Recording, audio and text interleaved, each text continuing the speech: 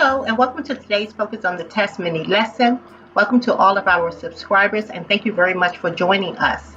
Also to our students, continue the excellent progress that you're making, and remember that your labor is not in vain. It will pay off in the end. Hello everyone, I hope everyone is having a lovely day today. In today's lesson, we're going to discuss multiplying and dividing monomials. Now, when we multiply and divide monomials, the one thing that you want to keep in mind is that for multiplying, we're going to utilize the distributive property and we're going to add our exponents. And for dividing, we're going to divide the denominator into the numerator and we're going to subtract our exponents. So those are the rules that you actually want to remember when you are multiplying and dividing monomials, okay? Enroll in Your Path today and get access to what our students get access to daily. Get access to online personalized GED, HISET, and TABE courses, 24 hours, 7 days a week, individualized instructional guidance and a progress plan, study workbooks, learning materials and tools to reinforce your learning, tutoring, cap and gown, diploma cover, certificate of completion, test fees reimbursement, professional career academic coaching from IFC certified coaches, and next step services. Enroll today.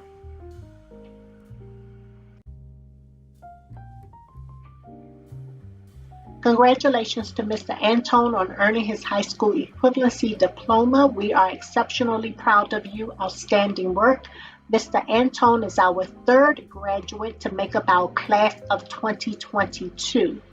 Mr. Antone enrolled in Your Path on February 26, 2022. In 10 months, he completed his coursework and took and passed all of his exams on the college readiness level, scoring perfect scores in science and social studies.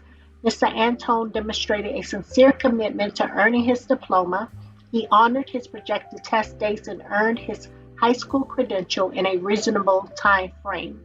It is a pleasure to witness this outstanding accomplishment. Mr. Antone has invested a lot of work, time, and energy and made enormous sacrifices to achieve his goal. So again, congratulations, Mr. Antone. A job very well done. So let's get started with this assignment. It says simplify each expression. Let's start off with number 1 first. So here we have 2x squared times x cubed. So we're going to have 2. There will actually be a 1 in front of this x. It's implied. Okay, so you will not see it there, but you should know that it exists. So 2 times 1 will give us 2. And then we will have x to the 5th power because we are adding our exponents. So we have completed problem number 1. Let's skip down to problem number 5, where we're actually dealing with 2 digits as opposed to 1 digit. So here we have 15x to the 4th power times 3x to the 9th power. We're going to multiply our numbers. 3 times 15 will give us 45. It's going to be a positive 45 because both of these numbers are positive. And so when you multiply 2 positives, you get a positive outcome. That's also something that you want to keep in mind. And then we're going to have x to the 13th power because we actually are adding our exponents. So now we're finished with number 5. So now let's look at number 8. Now number 8, we're going to consider the signs in front of the numbers because here we have a negative and we have a positive. So we also must remember the rules for when we're multiplying negatives and positives or 2 negatives and 2 positives. So you want to remember the rules. Whenever you have a negative and a positive, you're always going to have a negative outcome. Whenever you have 2 positives or 2 negatives, you're always going to have a positive outcome. All right, so let's multiply. Negative 2 times 3 will give us a negative 6 because 2 times 3 is 6. Now we're going to add our like terms. We have x cubed and we also have x cubed here. That's going to give us x to the 6th power when we add them together. We also have y's here. So we have y to the 4th power and y squared, which will give us y to the 6th power when we add them together. Now we're going to look at one other problem, and that's going to be number 9, simply because we have two negatives here. And remember, I just mentioned that whenever you have two negatives, your outcome is going to be a positive. So a -5 and a -2 will give us a +10. We have an x in both of these terms. We have an x cubed, and we have an x to the 4th power. When we add them together, we'll have x to the 7th power. We also have a y in each of these terms, y squared and y to the 5th power. These are our like terms, and so when we add them together, we're going to have y to the 7th power.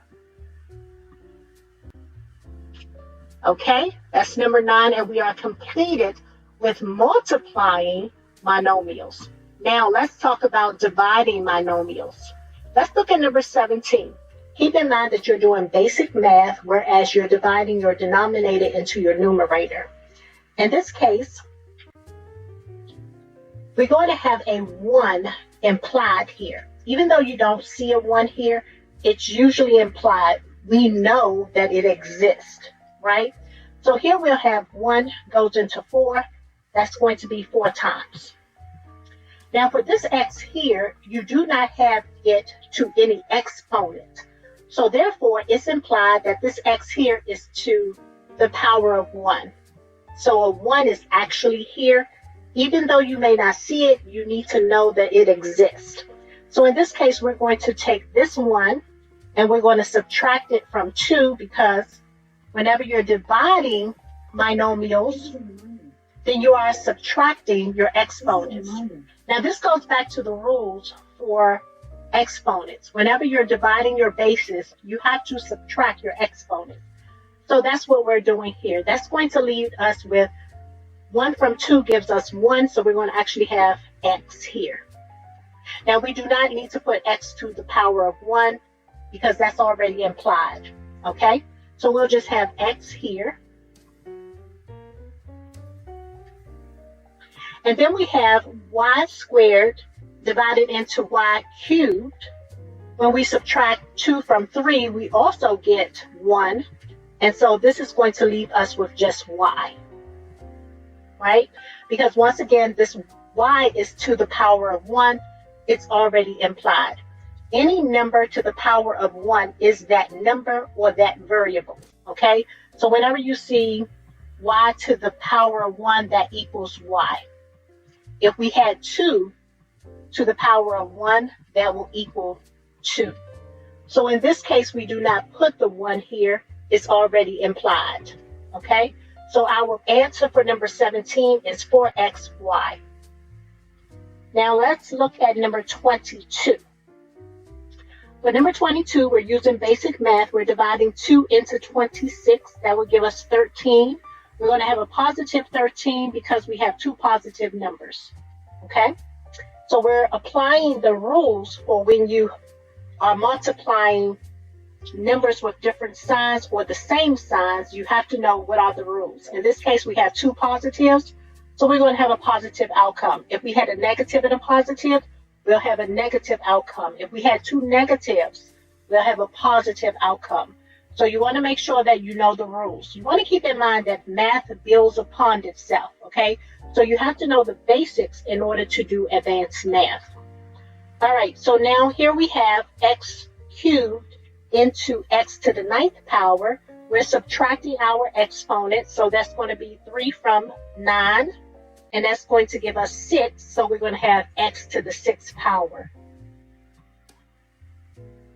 Here we have y to the 4th power divided into y to the 5th power. We're going to subtract 4 from 5, and that's going to leave us with 1, so we're going to have y here, okay? Remember, it would be to the power of 1, but we do not have to put 1 there because it's already implied, so we do not normally write it. I hope that this lesson has helped. I am sure it will help my students as they are required to complete assignments like this in their coursework. Everyone have a blessed day. Bye-bye. So good luck testing. Thank you very much for watching. Be sure to like, subscribe, share, and hit the notification button down below so that you're notified on our new releases. Also, join us on our other social media platforms such as Facebook, Twitter, and Instagram.